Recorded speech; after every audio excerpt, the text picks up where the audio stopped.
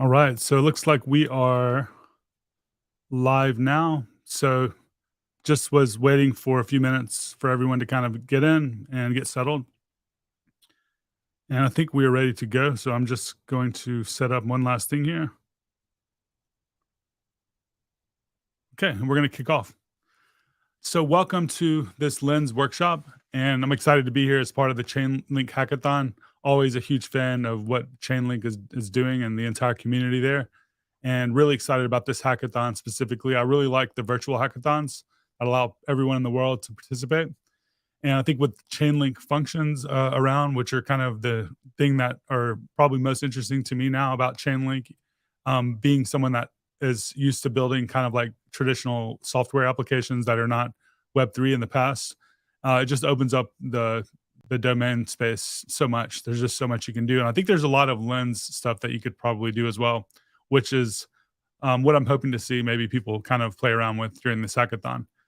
So with this workshop, though, we're going to be focusing on just on Lens, just so you understand it and can start get started building software and applications with it. So this workshop is going to be broken up into two parts. We're going to first do an intro to Lens, and then we're going to build out an app. So my name is Nader. I'm the director of DevRel at Aave and Lens Protocol. And one of the things that we're really excited about that we just launched a few weeks ago is the Lens SDK. And you'll learn more about how this works in just a moment, but it essentially just makes it a lot more simple to build software using Lens and to build applications on Lens. It abstracts away a lot of the complexity that a lot of developers in the past had to deal with. So you can get started building with just a couple of lines of code. So if you want to follow along with the coding part of this workshop, there's a couple of resources that you can go to. One is docs.lens.xyz. That's the Lens Protocol docs. There you'll see a developer quick start guide. We also have this Lens Protocol workshop at github.com/dabbit3/Lens Protocol workshop. Both of those are going to be very similar to each other. The main difference is that this workshop has the code base that you can kind of reference. But the main thing to think about is all the steps that we're going to be walking through, which are well documented in both places. So I would say the Lens documentation quick start guide or this Lens workshop on GitHub are both resources that you can follow along to build the same app that we're about to build. So before we get start building, we want to talk about Lens and answer this question. So what is Lens? And kind of like the most simple explanation would be essentially the social layer of Web3. But for developers, more specifically, it makes sense to give a better explanation, I think, for how you might build with it. So to me, a good explanation is this. Lens offers a protocol and a suite of tools and APIs for easily building social apps or integrating social features into existing apps. And social applications are a big deal. I mean, there's 4.9 billion people in the world using social media today. So when we talk about a lot of the challenges of onboarding people into this space, a lot of it stems from UX, but a lot of it also stems from the use cases just not being appealing to a lot of people, you know? So DeFi and native payments and stuff like that are really, really exciting and interesting and valuable to a lot of people. But to a lot of people, they might not be that interested in them. But almost everyone in the world that is online is using a social app of some sort. So it's easy to kind of, for them to grok and understand how these apps typically work. And a social application has one or more of these types of features where you can create a profile, you can modify and update that profile with information about yourself. Based on that profile, you can publish content that's associated to you as a creator, as a user. You can follow other users. And then based on your interactions and who you're following, you'll have content given to you based on some recommendation algorithm or just given to you based on who you follow. And I think Twitter is a good example of this because you now have this split feed on Twitter of who you're following. And then you also have like the recommendation algorithm on the other side. And one of the more powerful things about Lens is that because all of the data, all of the infrastructure, everything is open source and public, then everyone can create their own recommendation algorithms, or you can choose your own recommendation algorithms. as opposed to Twitter, you're kind of stuck with what they give you. We're now seeing this entire ecosystem of recommendation algorithms start to flourish within the Lens ecosystem, I guess you could say. They start with the ones that we've given to you out of the box, but we now have a lot of third-party developers building them and offering them to developers. So how does Lens actually work? At the very core of Lens is a set of smart contracts that defines the protocol. But interacting with a set of smart contracts doesn't really provide good UX. So we've built out a high-quality API on top of these smart contracts that essentially indexes all of the data, makes it queryable, and makes it very simple to interact with, and very, very performant. So when you make an update, we have optimistic updates, meaning that when you make a state change or a state transition and you refresh your browser, you see that update immediately, even if it hasn't settled to the underlying network, because our API understands that that transaction is being processed, and we want to kind of provide you what we think is going to be the next state transition, or what that state would look like had it gone through, because we know that people are kind of used to that type of interaction. When they're interacting with a traditional app like Twitter or Instagram, the interactions are instantaneous. Beyond the API, what you might expect from an API, we also have implemented gasless transactions and signless transactions, meaning you do not have to sign the actual interactions for non-financial transactions if you choose to. So essentially, there's a switch that you can turn on. You can say enable the dispatcher. From then on, when you like, comment, post, do anything, as long as there is no actual monetary value being transferred, you do not have to sign another transaction. So when you are interacting with the app, at that point, it just feels like a Twitter or Instagram. Again, it feels really fast, performant, and it doesn't feel like you're in a blockchain app. And then one of the things that we're going to be focusing on today, something that we're always striving to make better and improve, is the developer experience. So the developer experience is kind of like broken up into a few different areas and how we want to make this easier for developers to build. At the core level, we have the Lens API. And again, this is a lot better than just interacting directly with the smart contract. Smart contracts don't allow you to query like a database does. You can't go to a smart contract for the most part and say, I want to query the last 10 publications that have been created by people with interests in this tag, that live in this region, that follow this user. I don't know. There's like all these different parameters that you can typically query a database with, but a smart contract, you can't do that. With the Lens API, though, you can do that. We have very powerful queries that are enabled that allow you to sort, filter, paginate, and request exactly the data that you want back. Now, if you use the Lens API, you have to use GraphQL. But some people don't really like GraphQL, and often GraphQL can be verbose. So we also have the Lens SDK that sits on top of the GraphQL API and abstracts it away, essentially. So with just a couple of lines of code, you can do the same things that you can with the Lens API. So this is kind of how that developer stack looks like. We have the protocol and the smart contracts at the very bottom. We have the API on top of that, and then we have the SDK on top of that. So this is kind of an example of what an API call would look like using the Lens SDK.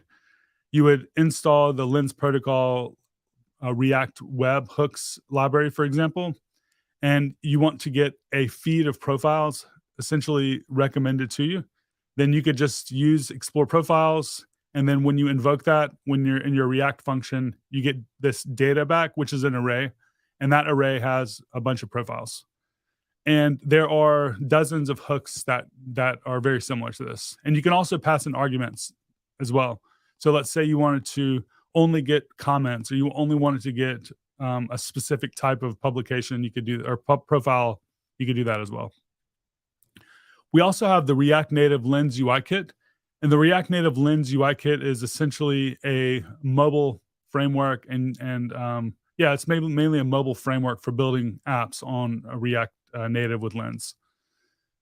So you can get started with React Native Lens UI Kit in just a few lines of code. So this is an example of getting a feed of recommended posts You would just import the feed component from React Native Lens UI Kit and then render the feed.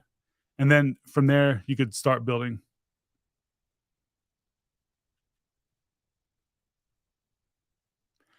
The next is the Lens widgets and embeds. One of the biggest things that we're starting to see people use Lens for is the integrations. So you might have just a DeFi app, or you might have a, I don't know, like some other type of app that isn't really just a social app, but you want to get social features into your app. For instance, let's say you want to get a lot more awareness of people using your app. You could drop a share to Lens button in your app, and then people will be able to click a button and share your publication or whatever to Lens. And then you would get just a lot more like visibility. It's kind of like share to Twitter or something like that. We also have sign in with Lens, a lot of different widgets that are really simple to use and get started with, that essentially are mainly focused at integrations as opposed to building an entire social app. And this is kind of an example of what some of these components look like. You can render a publication similar to how they have the Twitter embeds. We have the Lens embeds. We have a sign in with Lens button that allows you to kind of integrate identity and profiles and things like that with just a few lines of code. Also profiles like you see on the left here. And these are all also very simple to use, just 2 lines of code. You import the component and then you render it. The profile, you would have to pass in just one argument there as a prop. The prop would be the handle or the profile ID.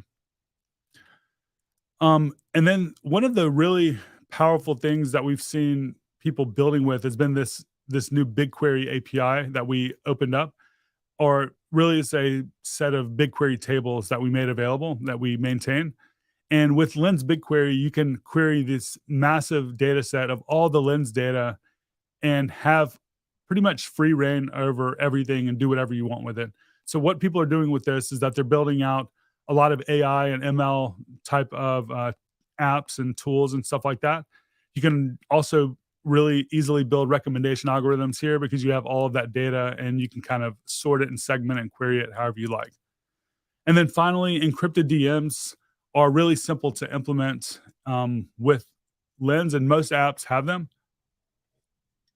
And most of the time they're using XMTP, and XMTP has a Lens namespace. So you can actually integrate all of the Lens discussions happening all over the internet in your app for basically a few lines of code. And it's pretty simple to use, and a lot of people really like it. Okay, so beyond just those different, I would say tools, APIs, and stuff, are a couple of ideas that I'll kind of like talk about a little bit more in depth. One is extensibility. You can do a lot of really cool stuff that you can't really do with traditional social. So one of those is this idea of building a custom module, which would be akin to if you were able to go into Instagram or go into Twitter or go into TikTok and say, I want this functionality, but since they're not gonna like build it, I want to go ahead and build this and start using it. It's like submitting a pull request or something to Twitter. We can enable that with custom modules. So custom modules allow you to enable different on-chain, I would say, requirements, restrictions, and things like that for actions that happen within the protocol.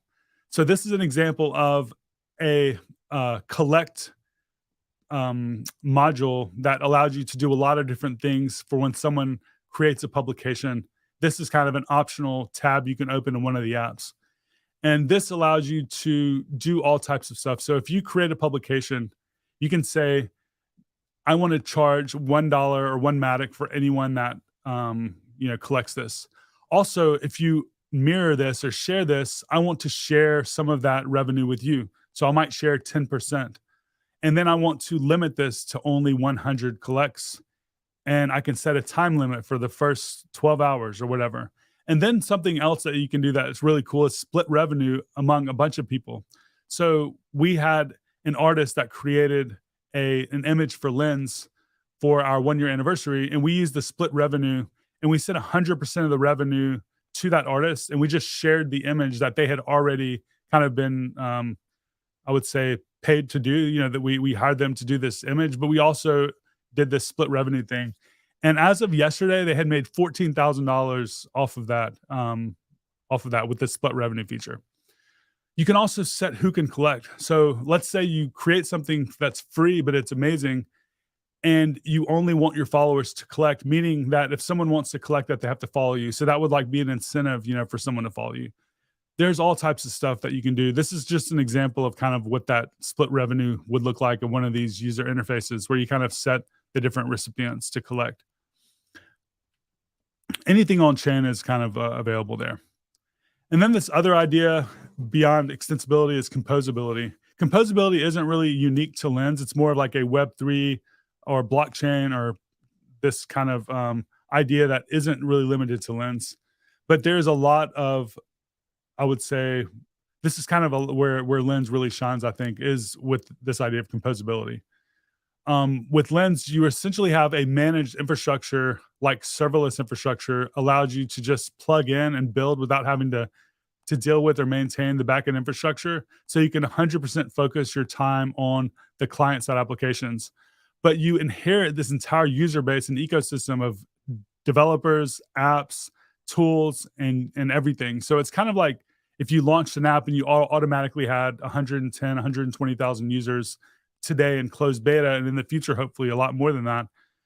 You don't have to kind of bootstrap your user base. You do have to bring awareness to your app because people aren't going to know about it, out of thin air. But once they know about it, they don't have to sign up. They can just start using it. And then the API and the backend are continually improved for free. That's kind of a characteristic of this managed infrastructure. We're building it, we're maintaining it, we're improving it. You just have to use it and build out your front end. And then beyond the composability for developers, it's this idea of composability for users. So when a new app comes online, you don't have to worry about building out a new user base. So imagine when TikTok came out, everyone started from zero. Imagine though, instead, you started from however many followers you had today on some other network. So when a new app comes out, you can just check it out, start using it. Your followers are there. A new mobile app comes out. We have all these different things that are kind of being launched.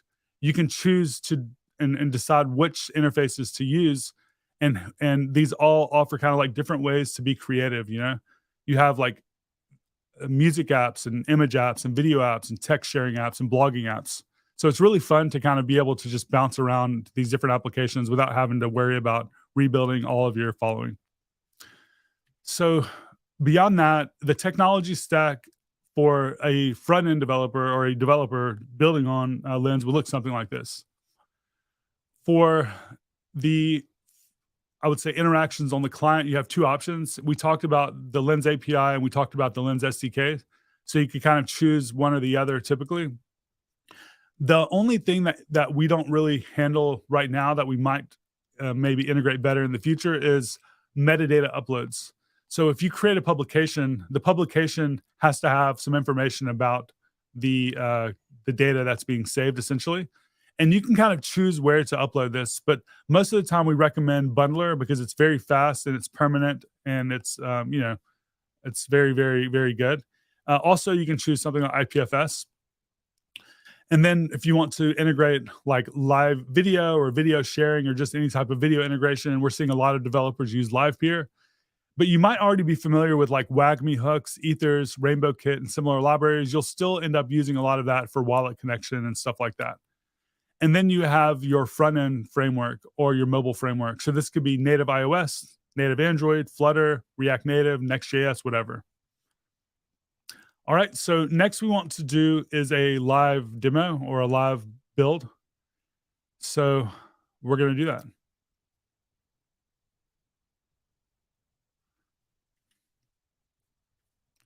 And I'm going to try to make my screen large enough so that everyone can see that. Because I know it's right now pretty small because it's so wide.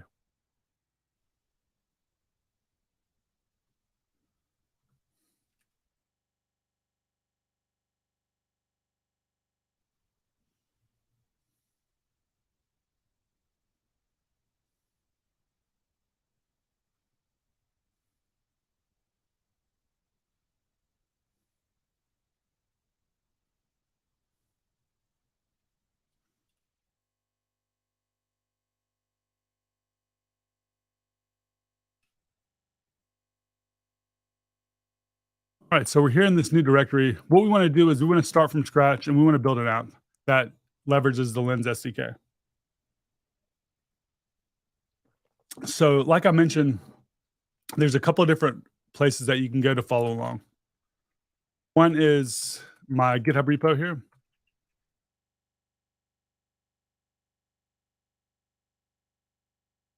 This is GitHub slash Dabbit3 slash Lens Protocol Workshop. And this will walk you through everything that we're about to go through here. And it also offers an example of the app right here.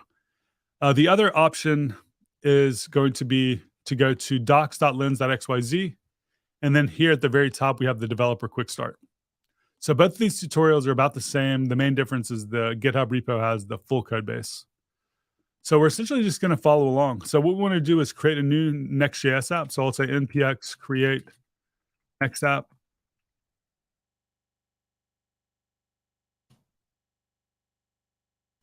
And we'll choose TypeScript, ESLint, Tailwind. We'll just choose all the defaults. I'll just say that no for SRC, yes for app router, and then no for customizing the import alias. And create next app just generates a empty Next.js React application and a web app.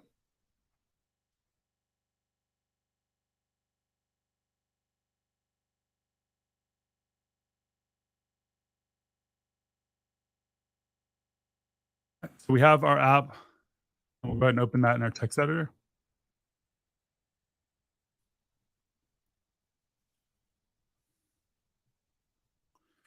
I'll also zoom in a lot here.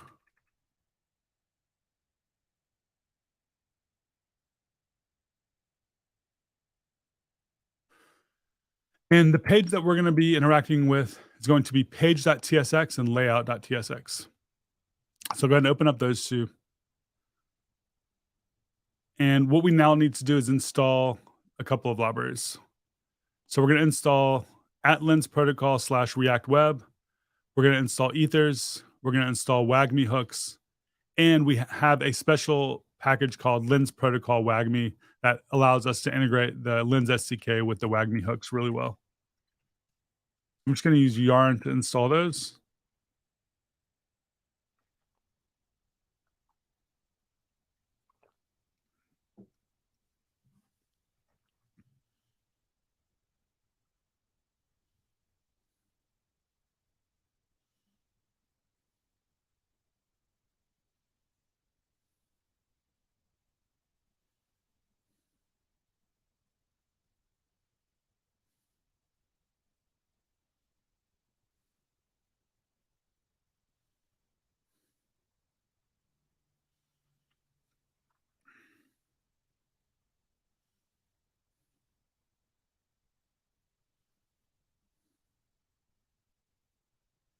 All right. So our app has installed the dependencies. So if we go here to our package JSON, we see all this stuff added. So we're good. And what we now need to do is update our layout. So here you'll see that we have all this stuff kind of like defined here. And we're going to modify this. So essentially what we need to do is import all of the different requirements for the Lens SDK and then wrap the main HTML element, which is going to be really just this body with this class name. Because we, with the WAGMI and the Lens libraries, we're going to be passing down global state, global context. And you have to kind of like wrap that at this layout level. And in the past, this was the app.js, but now in the new Next.js, it's layout. So we're just going to go ahead and import all of these imports here. And it's okay, just delete everything. I'm just going to start by importing all this. And we don't really have to know how all this stuff works. The main things, though, to consider with this specific app that we're building is like you can choose to be on production or development environment. So we're choosing to be on the production environment, which really is basically just the Polygon network. And then development would be Mumbai. But for this example, I want to be on production because it looks nicer because we're going to be using the real data from Lens. Right, so we imported everything. We created this instance of the client. We created a lens configuration. Now we're just going to render the HTML element, wrapping the body with the WAGMI and the lens provider. So this is kind of a fair amount of code. Honestly, it's another 20 lines of code or so. But once you have this set up, everything just works everywhere else. So this is kind of like a one-time thing. It's annoying to do at first, but after it's done, we don't have to touch it again. So we can go here and just delete everything on page.tsx because we're done with our layout. We can start writing some of our own custom code. So here we are at page.tsx under the app directory. And this is where we're going to start interacting with Lens. And the one thing we want to do is create this utility function that we're going to be using elsewhere. And this is going to just be a function that takes in a Rweave or IPFS hash and formats a gateway. So this is just a utility that we're going to need later on, where we take in this this URL. If it starts with IPFS, we add a gateway. If it starts with Rweave, we add a gateway. So in page.tsx, go ahead and import use explore profiles. And before we actually build out the rest of the UI, let's go ahead and just see how this works. So if I go ahead and say const, so we'll just copy this exact code here. Const data, and we'll log out this data, which we're renaming as profiles. And we'll just try to run this.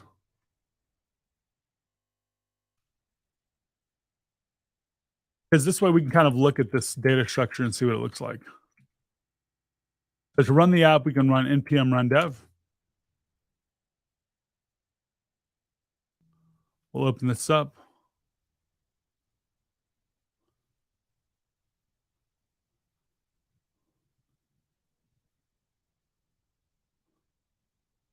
And we'll open the console.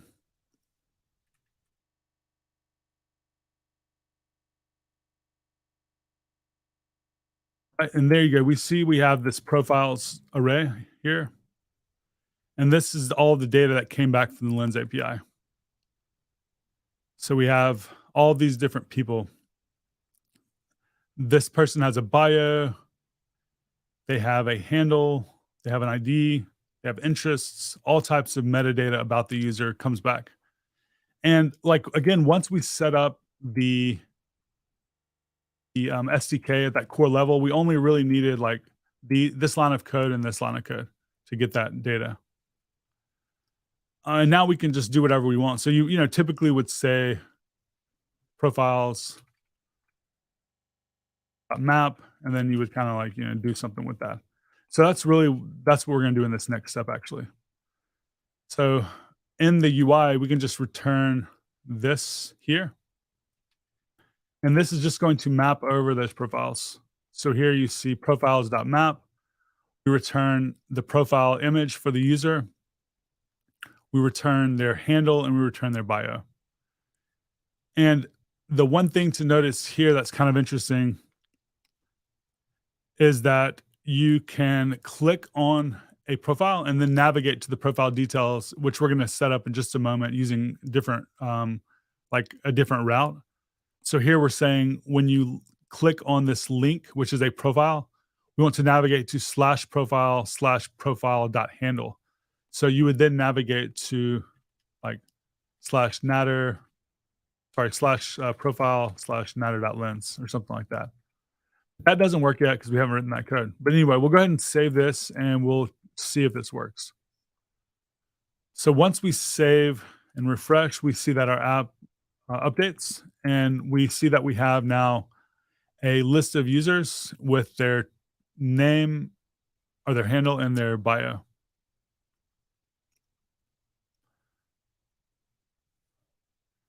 And you'll notice that if I click on a user, let's say for instance I click on this person here, that it does navigate in the URL to profile/handle, but because we don't have the right setup yet for the route itself, it's not working.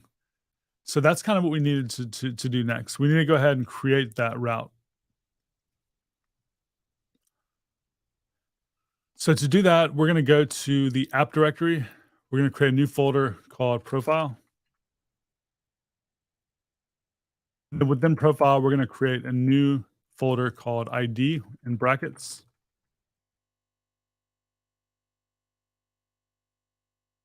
This is just going to be like a dynamic route. And then within the ID, we'll just say page.tsx. And when we click on a user, we're going to navigate to this new page.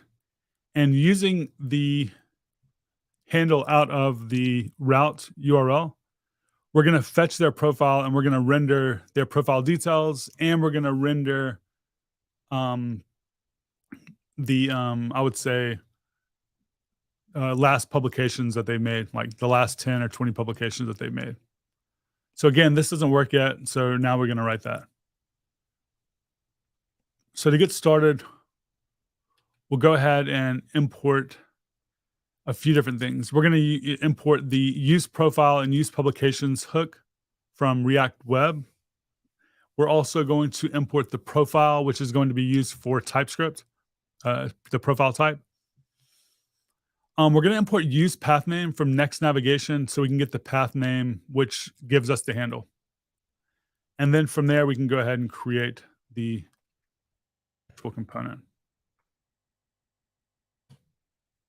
This is going to be profile. We want to get the path name out of the nav. So we're going to say path name is use path name, which is going to give us the entire path name.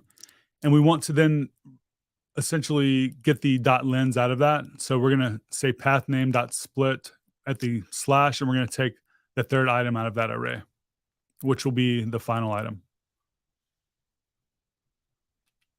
We're going to then say we want to use profile with that handle.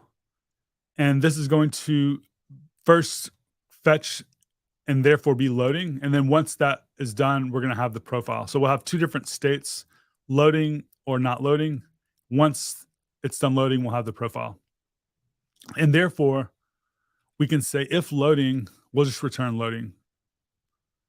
And then if not loading, that means the profile is populated and we can return the profile for that user. So here we're just going to return the profile picture, the profile handle, and the profile bio.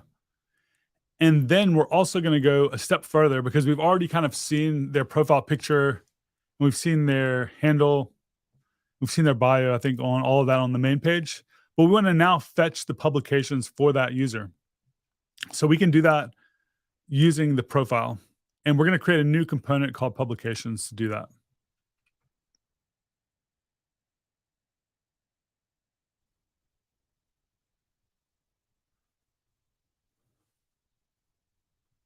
For the publications, it's going to look something like this. It's going to take a profile of type profile. And then using that profile ID, we can say use publications, and we can call the API. We can say we want to get the last 20 of their publications. And this will also have like a loading state if you want to use that as well. But we're not using it for whatever reason. Maybe we should. One minor thing we're going to make an update here is that just for this demo purpose, you have two types of publications that typically might appear on a user's timeline. One is a publication that they've created, and one is a mirror. If it's a mirror, we just also want to return that as if it were a publication, just for this kind of like quick demo to show what the publication looks like. In your own app, you might have like a little icon that says this person mirrored this. So what that looks like in practice is like something like this. So if I go to my profile on Linster, for example, .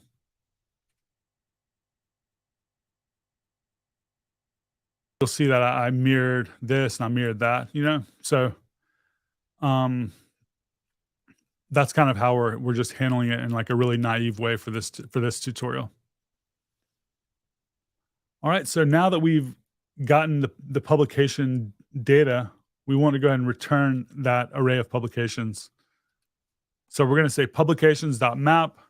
We're going to return the publication content. And this chunk of code here just checks to see if the publication has an image that's a JPEG or a PNG. And if it does, we want to go ahead and render that as well. So this is kind of a lot of code just to show an image, but that's kind of the way I'm handling it in this case.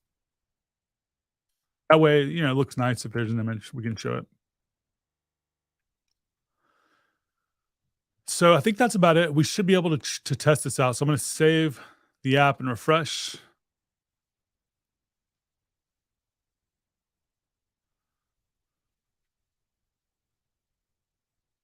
Whoops.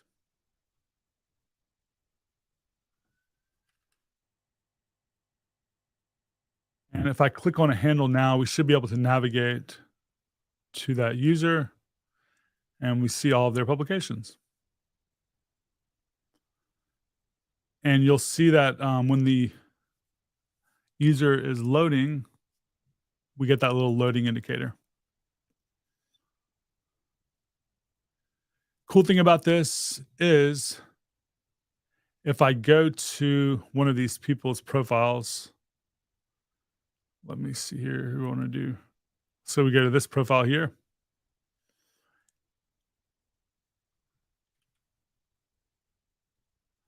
And I think some of these might be comments.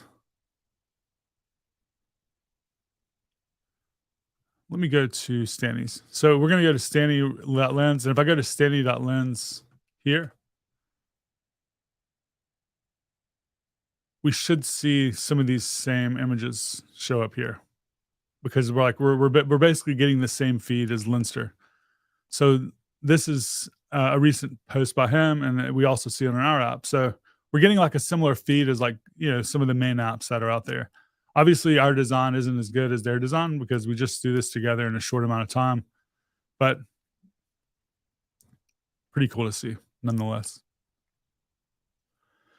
The next thing that you might want to do to take this a step further would be to do two things. One would be to create authentication. So you want to allow a user to sign in.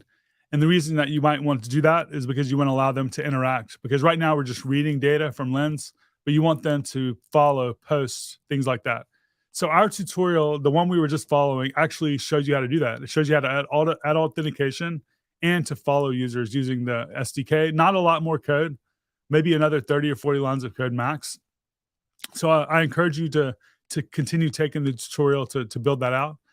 And then also check out the tutorial for creating a publication, which is a little more complex because you have to upload metadata to IPFS or Arweave, but still should be able to be accomplished fairly easily.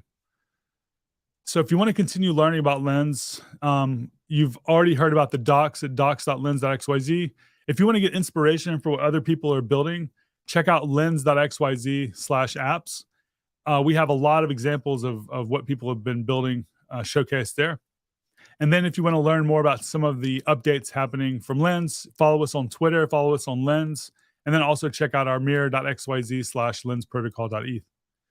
And that's it. But I want to go ahead and set aside some time because I think we're going to also take some questions.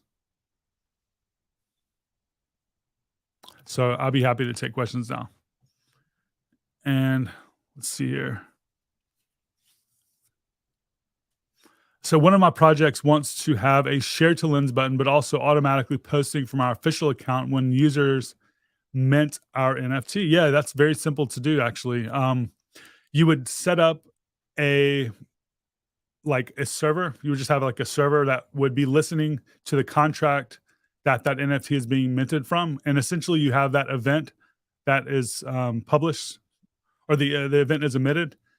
So when someone creates an NFT, that event gets hit and you then listen for that. When that happens, you can post to Lens from a server. All you have to have is the private key for that account, or whatever, like account that is obviously stored very securely on a, like, either using something like, I would say, an environment variable or something like that.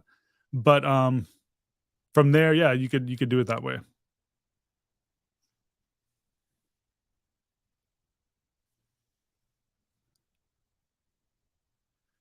Yes, you can do write operations, and I didn't go over the authentication.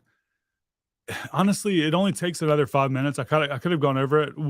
We just updated our guide, the one that we were just looking at, to show how to do this. So where does the signature takes place? It takes place just like in any Web3 app for now. You will click a button to sign in, MetaMask pops up, sign in with Lens, okay, boom, you're signed in. So that's kind of the gist of it. So the SDK handles all of that for you. Literally not very much code.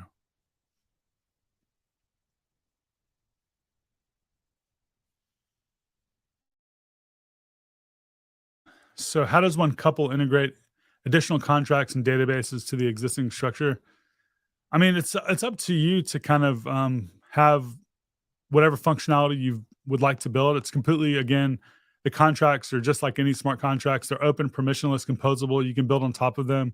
If you look at Waves, WAV3S, they're a good example of a company and a team that have built out a very valuable company on top of Lens that does exactly what you're talking about.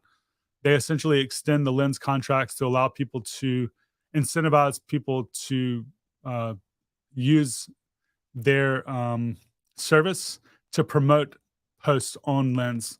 So I can set a bounty of like $100. Anyone that retweets my tweet or my post can get $1 of that $100 if they fit a certain criteria. And that was all done using their own custom smart contracts.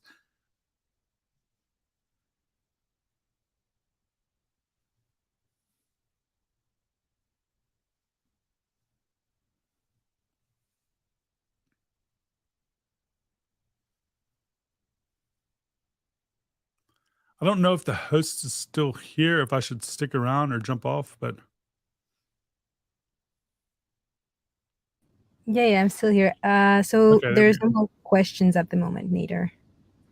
Okay, So if cool. everyone has any questions, this is your last opportunity to ask anything you want to Nader. So go ahead and drop your questions on the live chat.